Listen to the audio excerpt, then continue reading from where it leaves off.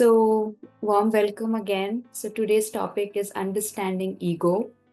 So, before we dive into this ego concept, so we've been seeing for the past few days on the different uh, topics such as understanding thoughts, how thoughts create our reality, how we have emotions, and how those thoughts create emotions and how these thoughts and emotions lead to our life experience, the law of attraction, manifestation.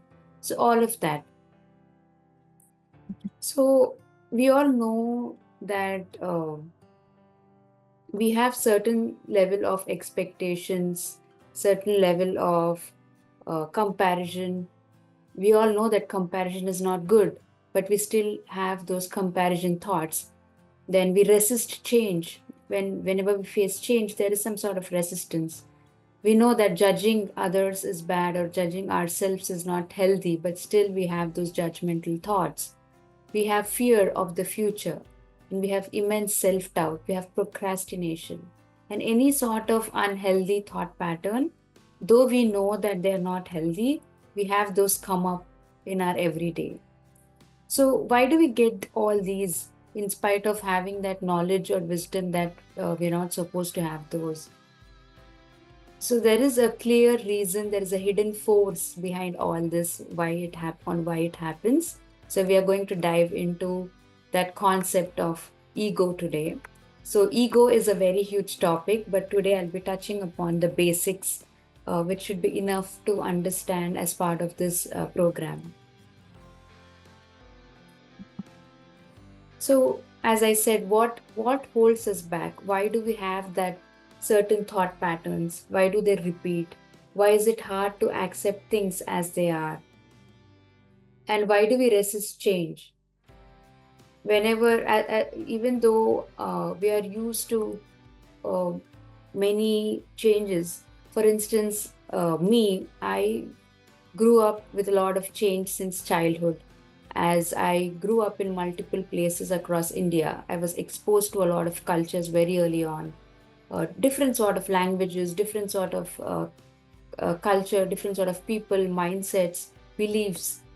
So I'm used to change, but still at this point of time in my life, even when I have a different change of project or a very minor change in life, there is some sort of resistance that kicks in, even for someone who's been used to change all their life.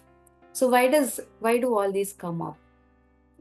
And the answer is the hidden force behind all of this, all of our thought patterns, all of our unnecessary emotions, feelings, and judgments, comparison, the suffering, resistance is all ego.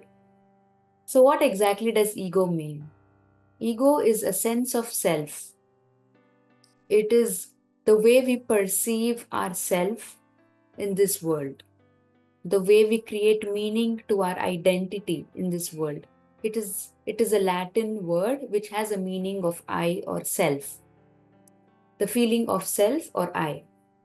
So how do we make sense of ourselves as a human in this world? How we see ourselves and also how we perceive the world or the society through that lens is what ego is. So ego is nothing but it's a mental construct that is created by our thoughts and beliefs about who we are.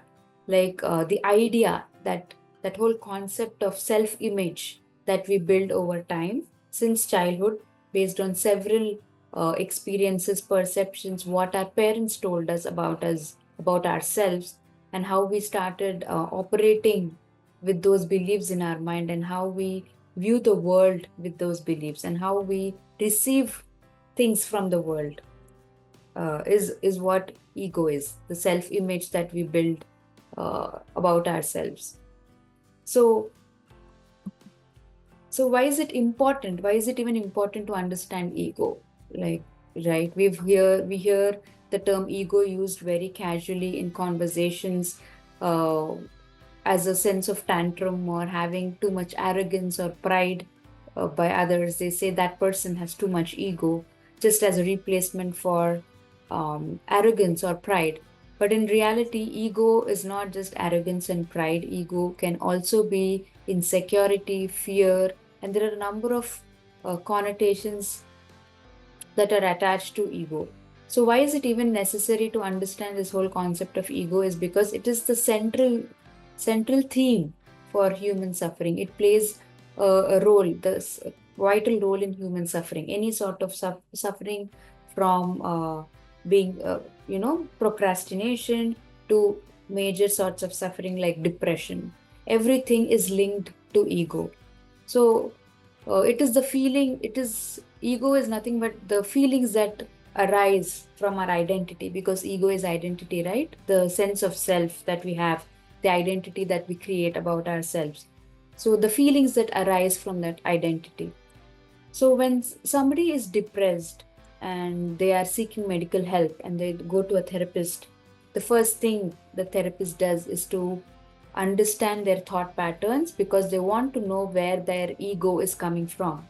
They want to understand the ego. That's the basic step of healing or therapy, in psychology and psychiatry as well. Because ego is something that shapes a person's whole perception of the world, of their life, of life in general. Like the whole world view of a person depends on their ego. So, what kind of identity have they developed about themselves? So, why is that suffering coming? Where is it coming from? How are they viewing themselves in the process? How are they viewing those around them, the relationships that they hold? How are those impacting that identity that they developed for themselves? So, all these are part of the ego that are very essential and crucial to understand for healing, mindfulness, or even for therapy. Okay. So, as I said, ego is the central root cause for all of our suffering, right? So, why is that? Why do we suffer because of ego? So, ego has certain traits, and there are certain way the ego mind works is that it thrives on fear. As we've seen in our science of meditation, science behind meditation, and thoughts create reality sessions earlier in this program, that the our brain, the amygdala, the fear center of the brain, does not differentiate between being in a physical threat, like how we were back in the day during our stone age periods, where we were looking for threats when being attacked by animals or any sort of physical threat, versus fear of the future, fear of change, any psychological fear. So, any sort of uncomfortable zone that we get into in, it's our brain, human brain is wired to believe it as a fear that is equivalent to experiencing physical fear of, being at the edge of a cliff, or being in a very uh, physically dangerous situation, like in an accident, or being attacked by wild animals. So the brain does not differentiate between that and that kind of fear, and fear of change or of future, or any sort of fear caused in relationships, etc. So ego thrives on that fear. It holds on to that fear, and it uh, makes us be stuck in that loop of fear. And ego develops this false self-worth. So as I mentioned, depression, the major cause of depression according to WHO, World Health Organization, is because of low self-worth. Self-worth is the intrinsic value that we assign to ourselves. Like, how do we value ourselves as a human being?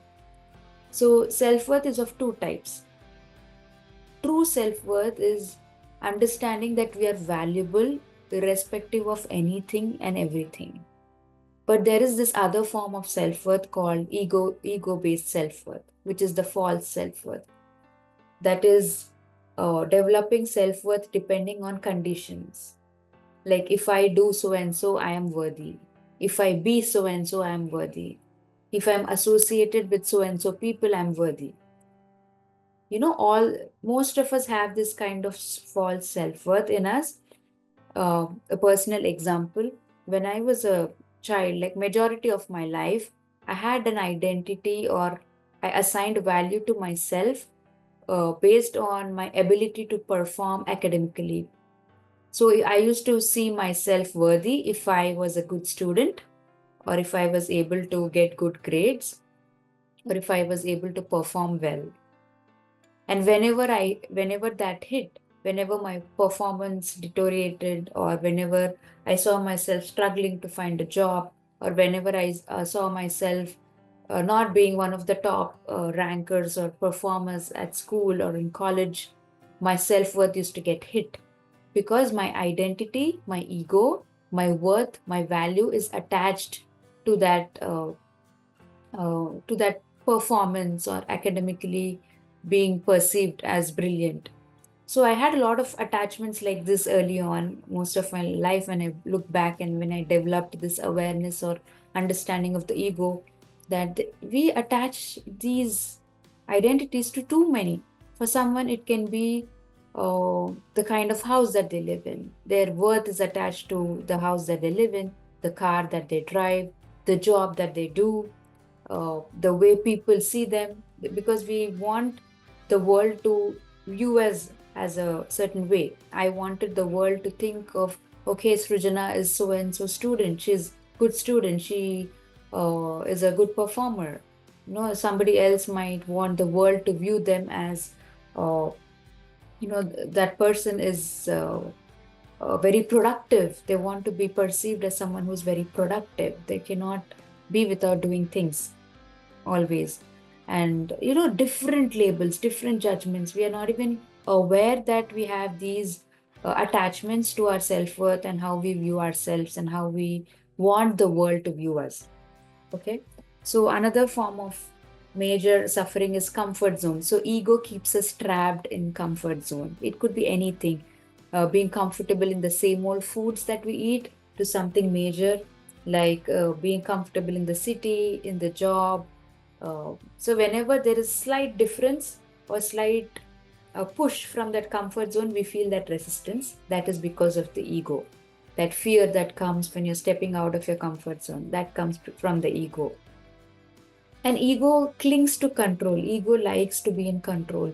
Ego, as they say, humans want everything to be in control. Even though we have desires, we want to manifest some things, we want to manifest the way we want. Like, we also want to control the how, but that does not work with universe. Universe just wants us to express our desires and let it go.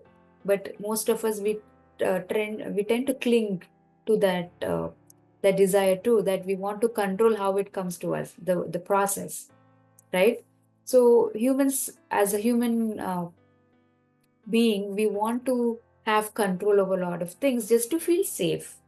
That is a trait of the ego. We want to feel safe and known, because anything that's beyond control feels new and fearful, and ego does not like that. So we want to have that control over our life and relationships, and all those different forms of suffering that comes from uh, not accepting, as we saw yesterday, without acceptance and resistance, all of that, expectations, all those are having traits of control, and that is from ego, right? And ego is always in the past or future. It either thrives in the past memories, the past wounds that we developed.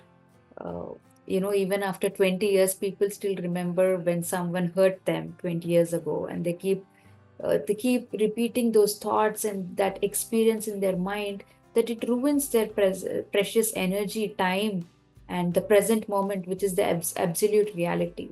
So ego makes us feel that the past is the reality or the future. So we have these fearful thoughts about the future, with thoughts like, what if this happens? What if I lose my job? What if this person leaves me in a relationship? What if, all those what if statements that our minds keep replaying. So the past and future are not absolute truths, but our ego makes us believe that they are the truths, and our life depends on it, and we operate on it. So all these are different ways, and there are many more that cause suffering. So all these different attachments, expectations, comparisons, all these come from that false self-worth that false self-image that we have developed over the years, uh, that conditioning that we've been undergone, and it causes suffering. So certain examples of ego is the need to be right. We always want to be right. If somebody proves us wrong, or if they object our opinion, there is this subtle defensiveness mode that we get into, or we take things personally. So those are all examples of having ego issues. Comparing with others, because we have this image that we've false image that we've developed of ourselves. So if somebody else has that image or something beyond that image, we compare and we feel low, and we think, we operate on ego. That's a very common example of ego. And holding on to grudges, as I said, it thrives on the past wounds, past experiences. So we hold on to that grudge, we are unable to let go. So ego makes us trapped, gets us trapped in that loop of replaying unfavorable and difficult emotions that we underwent in the past, and thinking that it's very important in the present, and we hold on to those grudges. Ego is also, as I said, the common usage of ego or understanding of ego is arrogance or pride. We feel that we are very important, we are above someone. Superiority complex is, and we want to feel safe, protected always in our comfort zone, not feeling fearful, not feeling the resistance, not feeling any sort of uncomfortable feeling or emotion. We just want to feel comfortable and safe and highly important. So that is a trait of ego. While superiority complex is a common perception of ego, the main thing that many of us suffer from with ego is insecurity, inferiority complex, feeling low uh, than others. Again, you're comparing and feeling low in different ways. You're feeling less valuable, less worthy, because you don't have a job, and because others around you have a job, you feel you are less worthy. That is a classic example of ego. Having a job, no job doesn't define our worth. Our intrinsic true self-worth doesn't depend on anything external. It's all within. Any external factors that is defining our worth or value is a trait, is coming from ego. Fear of the future, as I said, this is quite common. Almost all of us have this fear of future, because ego thrives on the future and past and not present. So all these are several examples. There are many more, but these are quite common, what most of us experience. So where does this come from? Where does this ego come from? We've seen all these comparisons, fears, low self-worth, superiority complex, inferiority complex. But where does it come from? Yesterday, during acceptance session, Devi Garu mentioned that, we've been conditioned a lot by the society, by our parents, by the way we grew up, the kind of beliefs that we developed growing up. So ego begins from early childhood. Without A human being is without ego up to the age of 5 or 6. Early childhood, right from 5 or 6 years, the sense of self begins to arise. The child begins to make sense of himself or herself and their position in the world. And that's when ego begins, because they're forming an identity of themselves. Okay, I'm so and so person. That other person is so and so. It creates a sense of difference between the world and ourselves, at that early tender age of 5 or 6. So that's when ego comes into picture. So ego creates a sense of difference between others and my. It wants to make sense of the self, right? Because it's a Latin word. It's derived from I or self. What am I in this world? What are my traits? How am I different from others? So that begins early childhood. Then societal conditioning. There are too many rules in this world, in our society, of what is good, what is bad. That black and white thinking of segregating everything, every person, every experience as good and bad, good and bad. That is conditioning. So ego develops from that good bad. So whenever something that falls into that bracket of bad happens, or when you encounter someone that falls into that bracket of bad, we immediately become judgmental. We judge it as bad, and we experience those negative emotions, feelings around that person or experience, and have that, suffering. So ego also comes from past experiences, as I said. um, so, as I mentioned in my personal example, I used to have my worth or my identity attached to my academic performance. So, when in college, in spite of having good grades and skills, I was struggling to find a job just out of college, while many of my classmates, who I perceived as not being good enough than me, because my ego was attached to that identity of seeing myself as high because I was doing well, and those who did not do well as low. That's how ego plays in. Okay, I'm being vulnerable and sharing my life experience here.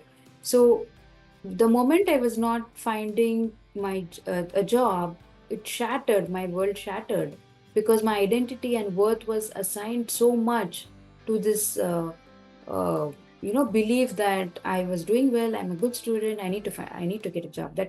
That feeling of entitlement, all these are different sorts of ego play.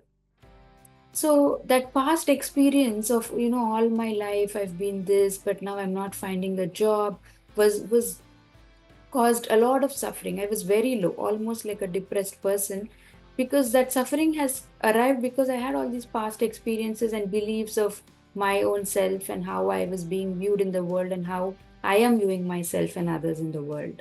So that is what ego is, and that's how it causes that resistance, and it comes in different forms. Some people attach ego to the way they upbring their children. Even parenting is a great example of, if anything the child does beyond their limited belief of parenting, they blame the child and themselves, and they think they're not good enough. As parents, all of us undergo this. We feel that we are not good enough parents. Same way, multiple ways. There are tons and tons of examples that ego can play out with. And cultural beliefs and perception. This is very common because we all come from different backgrounds, different cultural beliefs. Just in India, there are so many different cultures. So, as especially me, who grew up in different cultures and got exposed to a lot of languages very early on, I could see those different beliefs and perceptions from a really young age. And I had all those in my mind, and they did play out in my own personal belief and experience. So, all these are the root causes that define our ego, that fundamentally create that ego base in ourselves, which we think are the absolute truths, which are not. So just because society sets some rules does not mean that is the truth. That does not mean they are absolute truths. But we've been conditioned to believe that way.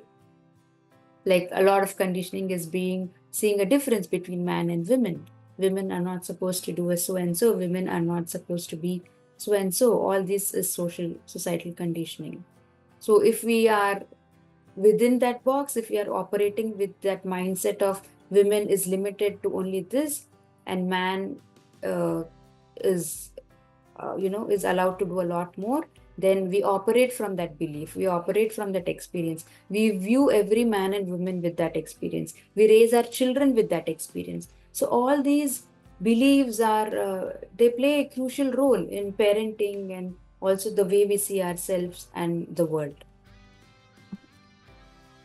So, ego cannot, one thing about ego is it cannot go. We cannot kill ego. We cannot be without ego. Ego always exists. So, the goal is not to be without ego. Ego will be there, but there is a healthy ego and an unhealthy ego. What an unhealthy ego is this: we seek approval. We want to fit in. We always want to be perceived. As I said, I wanted to be perceived as a good student. Like Srujana is, I wanted the world to see me as a good performer academically, or she's skilled or highly intelligent or whatever. So I seeked approval from the outside world. So we keep seeking approval. Like we want the world to see that we are well settled, we have a good house, a fancy car, we are having the best time of our lives. All these are seeking approval. We want the world to see what kind of vacations we are going to, just to be perceived as a certain way. All these are, subtle ways of experiencing unhealthy ego, and lacks authenticity. Unhealthy ego is an example where a person lacks authenticity. Like they just want to do what everybody else is doing. They do not know what they truly want because they do not know. They do not have a healthy sense of self. They do not know where their self worth is because they link it to something external. So this is the main reason why, in spite of having everything, some people still suffer. They're not content. They're not fulfilled because they have been seeking approval from the outside, but they forgot to seek the true self within themselves, true authentic self. So lacking authenticity is an unhealthy ego. As I said, inflated, depleted sense of self is nothing but inferiority or superiority complex. Either feeling inferior to others or superior to others is an unhealthy ego. Just because I'm a good performer and other students are not, it does not mean I have to see myself as something above than others. That's an inflated sense of self. Or just because someone else is performing well and I'm not performing well, if I'm viewing myself as less or low, it means low self worth. It means you're having a depleted sense of self or inferiority complex, which is equally and more harmful. So anything seeing that grades, seeing us as above or below, is unhealthy ego. It operates on fear, any sort of fear that comes up, which is not a fear, a threat of immediate physical danger. It is an ego fear. Ego fear of future, fear of change, fear in relationships, fear of losing, fear of missing out, FOMO, fear of failure. All these are ego fears. They are not real, but our minds make us feel that they are absolute reality, that they are real, and we suffer. So, the main reason is your inability to see everyone as equals. Even with meditation, meditators, they try to create a sense of self by, early on when people come to spiritual path or on meditation, they call themselves meditators and they see that they're a little, some of them have a little inflated sense of self again. That's again ego. So again, we are creating a difference that we are meditators, they are not, or we are vegetarians, they are not. Any sort of difference that our minds create between everybody else and ourselves is a sign of ego. Okay. So, what happens when this ego takes over? Now that we understood what ego is and how many different roles it can come up in, now you understand, right? If this ego takes control, if this ego mind rules our life, then imagine the kind of suffering, the kind of misunderstandings, the kind of expectations that we have in relationships, with ourselves, in our life. It's just chaos. And that's when we fall into sickness. We get all these sort of mental health issues, depression, and all of that because ego is in control there. Ego has taken over our minds. We take everything personally. There is sadness, disappointment, suffering. There's lack of acceptance. We cannot see things as is. We cannot accept people as is. We cannot accept situation as is. Anything that needs to change, anything that needs to improve, any growth starts from acceptance. But we resist that acceptance because ego is in control here. Then we react to everything without responding because ego is in control, right? It takes everything personally. You're having a conversation with your spouse and you feel attacked. That's an ego trait. If somebody makes a statement that's no way related to you, but you think it is about you, we make assumptions. We thrive on assumptions. All these are ego's way of playing. So we fear growth and change, as I said, because ego likes comfort zone. It has that, it wants to control everything. Anything that's beyond control, we fear growth and change. So all these negative emotions, negative thoughts, patterns that we've been talking about, they come from this very place of ego, when ego is in control. So now that we understand, we have a good understanding of ego and that it is the reason behind all of our thought patterns and suffering, what do we do? How can we convert from an unhealthy ego to a healthy ego? First and foremost step is to develop ego awareness, to understand that there is something called the ego mind, just like this wisdom session here that you attended. And knowing that whatever you're feeling or experiencing is coming from conditioning, most of it from all the beliefs that you've developed over the years, all the conditioning that you've been given through the society, through the parental figures, to the way that we are seeing the world.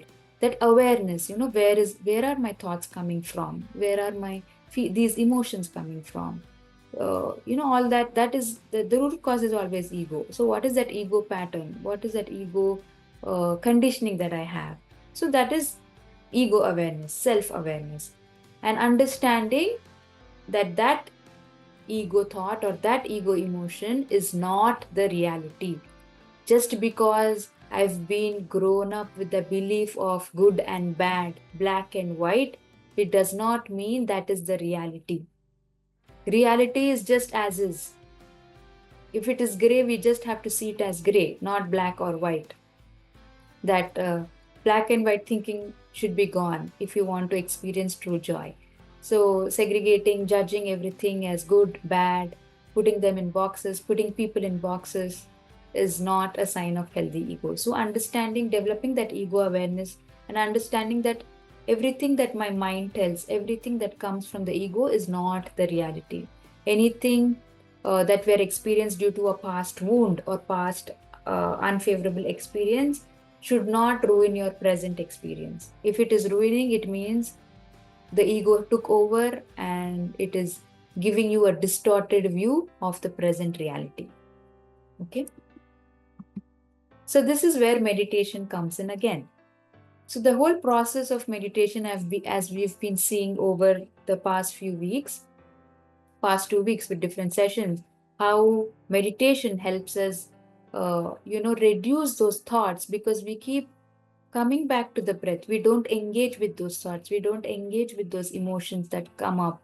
It indirectly means that we are observing the ego. We are not engaging with that ego. The ego is not taking control. We are just observing the ego, which is nothing but, again, this previous slide of building ego awareness. So we are developing that ego awareness by observing the different thoughts that arise during meditation.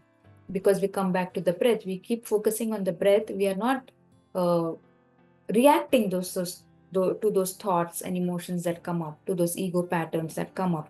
So it becomes easy to respond and not react, which is highly essential for any situation or any relationship that we are in. Because suppose there is a change in your life, if we are run on ego, we fear change and we panic and we become anxious because ego took control. But if we are on the path of meditation and mindfulness, if we've been practicing mindfulness, we immediately understand that the ego mind has come in and it is making me fearful, because ego does not like change, and that's completely all right. This fear is not real. We develop that awareness, so we don't react immediately, we just respond. We take that time, we respond in a very healthy way, because our ego is in check. We've noticed, we've become aware that fear is coming from the ego. So meditation helps create that separation from the ego mind. We have that clear separation between our true self and the ego self. That false sense of self, that false self that we developed, we create that difference. So we understand there is a true self that's safe, that's very happy, that's very at peace, without any external factors, very external images. It doesn't need any image. It doesn't need any control. It doesn't need to cling to any identity to feel safe and worthy and happy. That is our true self. So meditation helps us get in touch with our true authentic self and create separation from the ego mind. So one last and most important point I always talk about ego is not the enemy. Ego is neither good nor bad. It's neither a friend nor a foe. Ego is just part of us. As I said, we cannot escape ego. Ego will always be there. But as we progress in our meditation and mindfulness journey, we can transcend ego. Because we become so aware of the ego, we can create that clear separation between ego and ourselves. So when we create that separation, we don't have to be controlled by it. We are just aware by it, and we don't let ego take over our lives and our the way we respond or react and the way we operate in our life. So ego is, it only needs to be checked and educated. This is a part of education. You attending this session is you becoming aware that there is something like this that exists in ourselves. This is a core concept of psychology. It's a core concept of science and spirituality. So ego is not the enemy. It's just a healthy ego gives you a very good individuality. You get in touch with your true self. But that's what healing did to me. I got in touch with my true creative self that is not attached to any labels. That is, that false identity that I had depending on my performance. I don't have it anymore. Even if it comes up, I identify that that is the ego that's coming up again. I notice it, but I don't react on it. So that's what healing and mindfulness does. Practicing mindfulness is the core aspect of practicing mindfulness is we are being in the present moment, which means ego does not exist in the present. It always exists in the past and future. So when we are able to concentrate and focus of at the task at hand with our full energy, mind, and focus, being mindful of everything that we are doing, there is no place of ego taking control. There's no point. So that's how you begin to heal and you start noticing the difference in your life and your life experience overall. So these are some books that you can begin with to understand more about the ego. So on the left, I have a beginner friendly books. These are good to understand. They touch upon the concepts of ego. Every spiritual book touches upon the concept of ego, whether they mention the word ego or not. So The Untethered Soul by Michael A. Singer is an excellent book which talks about this concept. And The Mountain Is You is also a great book. It touches upon multiple concepts of manifestation, ego, and how to move the self-sabotage behaviors that we have, that self-sabotage thoughts, they're all ego. Procrastination is ego. Self-hate is ego. Anything that we talk low about ourselves, feeling inferior, as we discussed, the false sense of self, they are all from ego. So to attain self mastery, to attain spiritual progress or personal growth or self development, everything begins by mastering this concept of ego and the self image that we develop. So The Mountain is you an excellent book as well. So if you want to go a little advanced and understand ego from a little deeper perspective, The Power of You, Power of Now is an excellent book. This is like my go-to book. I read it every single year, and every year it feels different. I learn something new. I get new insights. It's a little complicated book. It takes time, but it's a gem of a book to understand ego and mindfulness in a nutshell. And the other book is Thinking and Destiny, which is highly recommended in any spiritual, by any spiritual master. It's also a little complicated book, but if you want to dive deep into it, this is an excellent book as well. So thank you, everyone. That's all I had. And I hope you got a good basic understanding of what ego is. And I hope whenever you face any thoughts or any emotions and you understand the root cause of where it's coming from, without judging yourself, and also understanding ego gives us awareness that everybody else around you is also operating on the same ego, right? They have their own ego beliefs, they have their own conditioning, they have their own ego patterns that they're operating with or without this knowledge. So what is it that we can take personally? There is nothing that we need to take personally, because we are all operating from different ego aspects, and it's a big convoluted world. But end of the day, we are all looking for living without suffering. We are all wanting to feel valuable. We are all wanting to feel belong. So thank you so much